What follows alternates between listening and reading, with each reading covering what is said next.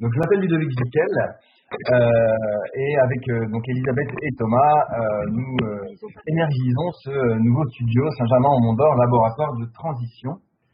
Et donc, sur la slide suivante, on peut voir effectivement quelques éléments sur le terrain. Il s'agit d'un village périurbain au sein de la métropole, enchâssé entre les Monts d'Or et la Saône, avec une population socialement hétérogène, du fait notamment de son passé cheminot, et qui fait partie de l'ensemble de communes qui s'appelle le Val-de-Saône.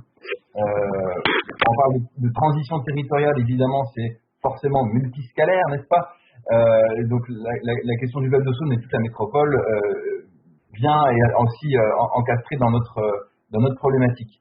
Je représente l'association Saint-Germain en transition, créée il y a 2 ans sur le sillon des villes et territoires de mouvement de transition, donc initié en Angleterre il y a une quinzaine d'années. Et l'ambition en créant cette recherche-action est d'aller encore plus loin si possible. Donc plusieurs partenariats avec des laboratoires et des universités sont déjà en place, donc notamment avec les LABEX IMU évidemment, et architecture, environnement et culture constructive, donc porté par l'université de Grenoble, ainsi que les universités Lyon 2, Lyon 3 et le CEREMA qui sont avec nous. Sur la slide suivante, vous avez une vue un peu générale de la recherche-action. La problématique était comment engager les êtres vivants dans le territoire pour opérer une transition régénérative. Donc cette recherche-action globale s'appuie sur des actions existantes, illustrées en bas à gauche, de mobilisation, de sensibilisation citoyenne. La brique, ce qu'on appelle résultat 2, est l'état des lieux de l'écosystème. Celle-ci se fait en lien avec effectivement le conseil scientifique. L'hypothèse est faite que cette dynamique systémique régénérative peut s'opérer à l'échelle locale en centrant l'étude et les actions sur le village de Saint-Germain-en-Mont-d'Or.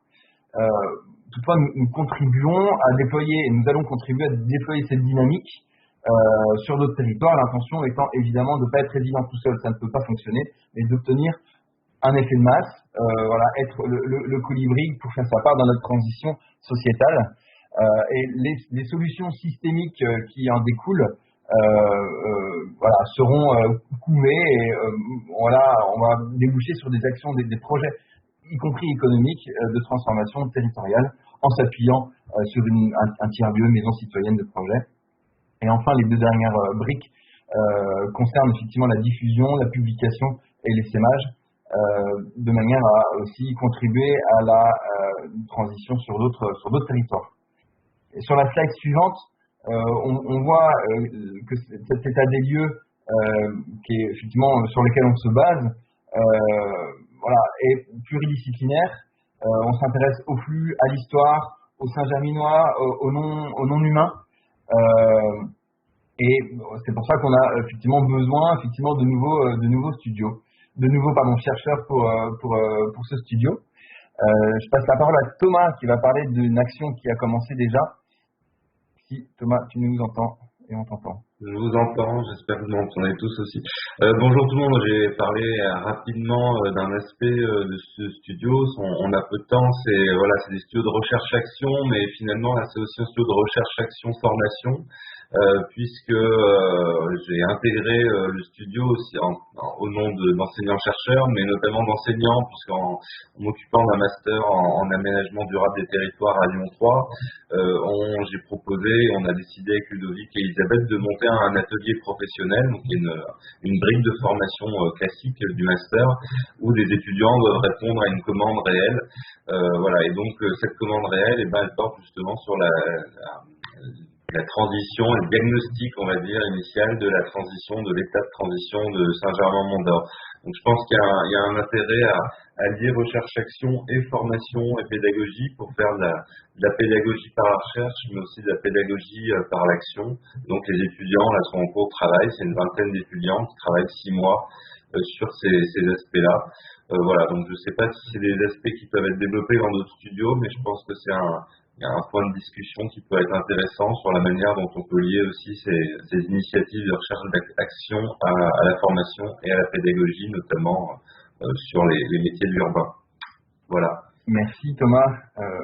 Notre action notable est la conduite d'une thèse en architecture dont l'intitulé est Habiter 2050, le projet architectural comme outil de recherche contributive au service d'un territoire en transition, donc cofinancé par le ministère de la Culture et le LABEX, Architecture, Environnement et Culture Constructive. Et ça va commencer dans quelques semaines, en janvier.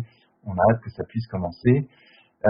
Il y a d'autres actions à venir, dont effectivement un projet de fin d'études dans un an.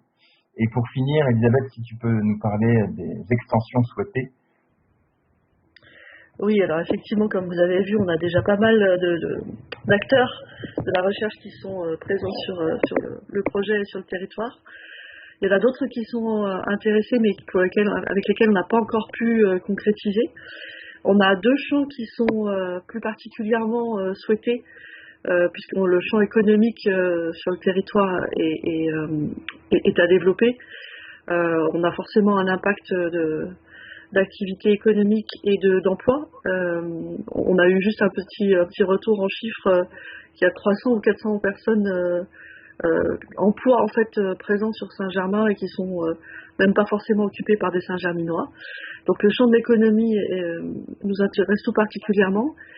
Et puis la psychosociologie ou l'anthropologie, enfin tout ce qui touche à qui sont nos Saint-Germinois et Saint-Germinoises et comment on peut les embarquer dans cette transition.